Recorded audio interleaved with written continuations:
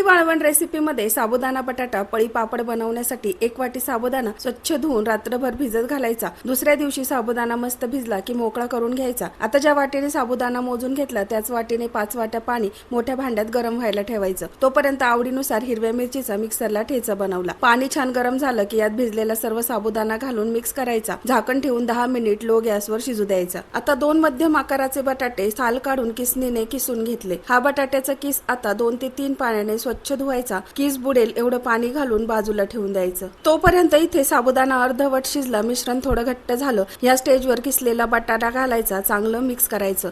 नंतर परत यावर झाकण ठेवायचं आणि 5 ते 10 मिनिटांसाठी मंद गॅसवर शिजू द्यायचं। 10 मिनिटांनंतर बटाटा साबुदाणा छान शिजला की यामध्ये मिरचीचा ठेचा, मीठ, जिरं घालून चांगलं एकजीव करून घ्यायचंय। परत झाकण ठेवून 5 मिनिट याला वाफ काढायची। आता मिश्रण पापड घालण्यासाठी तयार आहे। तर एका प्लास्टिक पेपरवर हलकं गरम असताना 1 पळी मिश्रण घालून हलकसं पसरवायचं। सर्व पापड अशा प्रकारे घालायचे। 2 दिवस कडकडीत उन्हात वाळवायचे। पापड तळल्यानंतर दुप्पट तिप्पट फुलतो आणि मस्त खुसखुशीत होतो। डिटेल रेसिपीसाठी खालच्या त्रिकोणावर क्लिक करा।